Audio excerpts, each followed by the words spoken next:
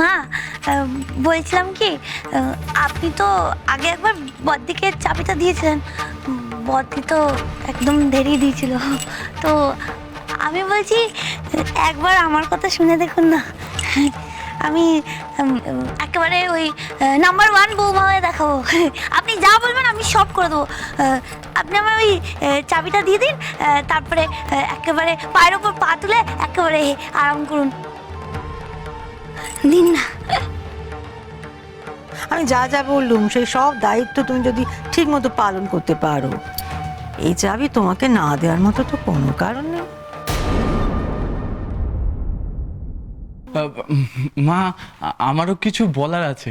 মানে বলছিলাম কি যে শুধু মেজো বৌদি কেন, ডায়নাও তো তোমার ভাড়ারের চাবি পেতে পারে, তাই না? দেখো মা, ডায়না কিন্তু নিজের যোগ্যতা প্রমাণ করেছে। আর তাছাড়া তুমি তো বলেছিলে ডায়না এবারে যোগ্য বউ, কি মা বলনি? হ্যাঁ বলেছি তো, কেন বলবো না, 100 বার বলবো। আর সেই কথা তো অস্বীকার করার মতো কোনো কারণও হয়নি রে বাবা। মা, তাহলে একবার ডায়নাকে সুযোগ দিয়ে দেখো না মা, আমি বলছি তুমি দেখো। মা, তুমি আমাকে সবসময় অকাজের মনে করো। বিয়ে হয়নি, তোমাদের ঘাড়ে বসে আছি, তাই আমাকেই তো খারাপ ভাবাটা সহজ। কিন্তু এ কেমন কথা যে সংসারের চাবি সবসময় বউদের হাতেই যাবে? বাড়ির মেয়ের হাতেও তো আসতে পারে।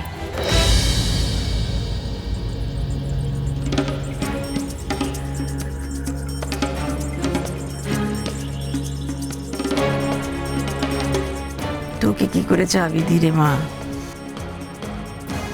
তুই যে নিজেই সুখী না, তুই অন্যদের সুখে রাখবি কি করে? যে নিজে সুখী না না, সে অন্য কারো সুখ সইতে পারে না রে।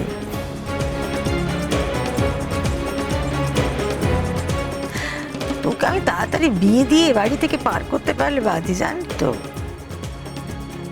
তুই নিজের বাড়িতে গিয়ে সুখে সংসার করিস চাবি হাতে করে। বেশ হয়েছে, আমিও চাবি নেব মা, কাজ করানো। মা, তোমার যাকে ইচ্ছে তুমি তাকেই চাবি দিও, এখানে সবাই যোগ্য। কিন্তু এখন এইসব কথাগুলো কেন উঠছে? তুমি থাকতে চাবি অন্য কাউকে কেন দেওয়া হবে? তুমি তো এই সংসারের সব, তোমার কাছেই তো সব দায়িত্ব থাকবে মা। মা, ও ঠিকই বলছে। আপনি যেমন যেমন বলবেন আমরা সবাই সেই মতনই কাজ করব। ওই চাবি আপনার আঁচলেই মানায়, ওখানেই সেটা থাকতে দিন।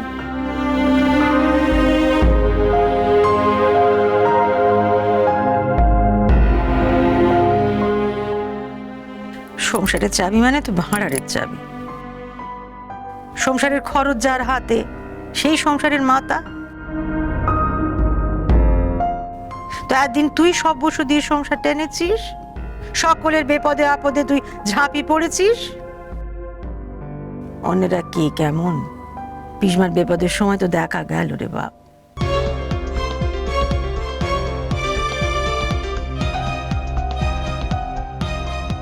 যাকে যাক, যে যেমন সে তেমন, আমি কাউকে কিছু বলতে চাই না। কিন্তু এক হাঁড়ির সংসারে এসব হয় না, সকলকে সমান টাকা দিতে হয়। একটা বাড়ি কি কখনো একটা খুঁটির উপর দাঁড়িয়ে থাকে? অনেকগুলো খুঁটির দরকার, আর সব খুঁটিগুলোতেই সমান জোর থাকা দরকার। তা না হলে হালকা হাওয়ায় পলকা তাসের ঘরের মতো ভেঙে পড়বে সে বাড়ি।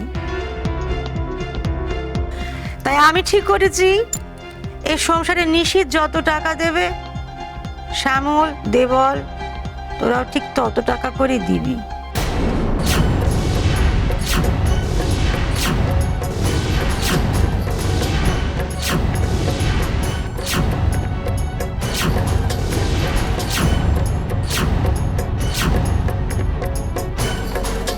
সংসার সকলের সমান জোরেতে চলবে, এটাই সংসারের নিয়ম হবে আজ থেকে। কেশ খাইয়ে দিলে তো নাও, চাবি দেওয়ার বদলে এবার খাবি খাইয়ে ছাড়বে। ঠিক সন্দেহ করেছিলাম। আমার সব রোজগারের ছেলে, তোরা বড় হয়ে গেছিস, নিজেরা রোজগার করছিস, তোরা দাদার ঘাড়ে বসে খাবি কেন রে? হ্যাঁ, তোদের মান সম্মান নেই, সমান টাকা দিবি। আমি তোদের মান সম্মানে না আঘাত করতে চাইছি না। থাক না মা, এইসব আবার কেন? মা আমার তো কোনো অসুবিধে হচ্ছে না, আর তাছাড়া আমি যতক্ষণ পারছি ততক্ষণ ওদের উপর চাপ দিয়ে কী লাভ বলো? আর তাছাড়া ওরা তো ছোট, ওরা ওদের মতন থাকুক না। অসুবিধা আছে রে নিশ্চিত, তোর মা না ঠিকই বলেছে। এই সংসারে সবার যোগদানটা জরুরি, তবেই তো সেটা সবার সংসার হয়ে উঠবে। নাহলে সবাই কি করবে বলতো, গায়ে হাওয়া লাগিয়ে ঘুরে বেড়াবে, আর একটা স্বার্থপর তৈরি হবে সব। আমার পক্ষে এখন টাকা দেওয়া কি করে সম্ভব বলো? সবে নতুন চাকরি পেয়েছি। তো পেয়েছিস তো, একটা মাইনে তো পাচ্ছিস, বেকার তো ঘরে বসে নেই, কিছু টাকা তো হাতে আসছে। তো গলা শুকোনোর কি আছে রে? না মানে মা, আমি বলছিলাম যে আমি তো মাত্র 10,000 টাকা পাই। আর তাছাড়া আমার তো জমানো টাকা কিছু নেই, আর এই টাকা থেকে দিলে কি করে জমাবো বলো? জমাতে তো হবে। আর মা, আমার জন্য, আমার ছেলের জন্য তো আমাকে ভাবতে হবে, তাই না?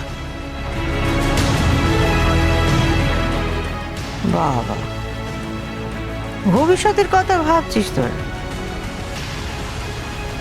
তোদের বড় দাদা ব্যথা করেছে, সংসার আছে তার, কই সে তো কখনো ভাবেনি।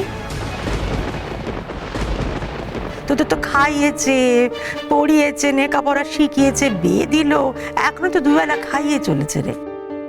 কেন রে, বড় দাদা বলে সব দায় তার?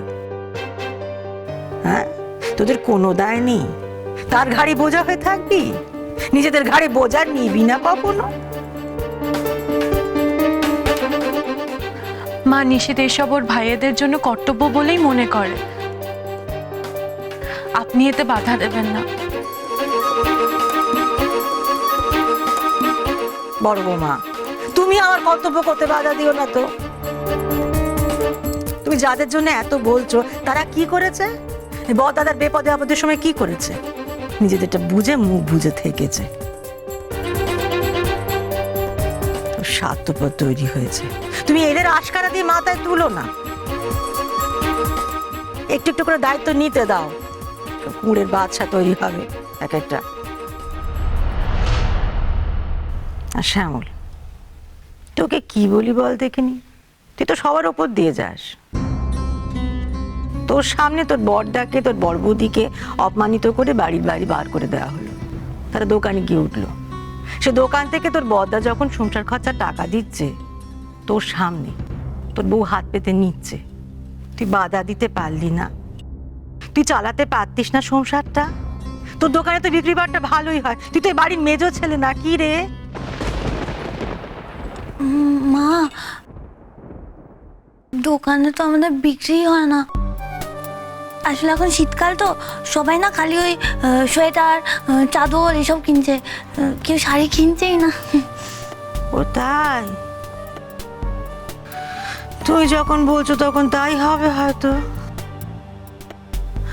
ও বড় বৌমা, তুমি তো হিসেব নিকেশ লেখাপড়াগুলো জানো, তুমি যেও তো একবার শ্যামলের দোকানে গিয়ে দেখে এসো তো, সত্যি সত্যি লাভ হচ্ছে না ক্ষতি হচ্ছে। যদি তেমন কিছু হয় তখন তো আমাদেরই ওর ব্যবসায় সাহায্য করতে হবে নাকি? কেমন মুখ চোরা ছেলে দেখেছো আমার। এত ক্ষতি হচ্ছে ব্যবসায়, তাও কাউকে কিচ্ছুটি বলেনি।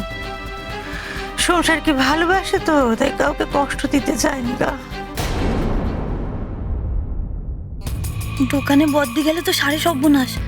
লাস্ট 2 মাসে বিয়ের মরশুম বলে প্রচুর বিক্রি হয়েছে, অনেক লাভও হয়েছে, দেখেই বুঝতে পারবে। হ্যাঁ, তাহলে টাকাটা সংসারে দেবো নাকি?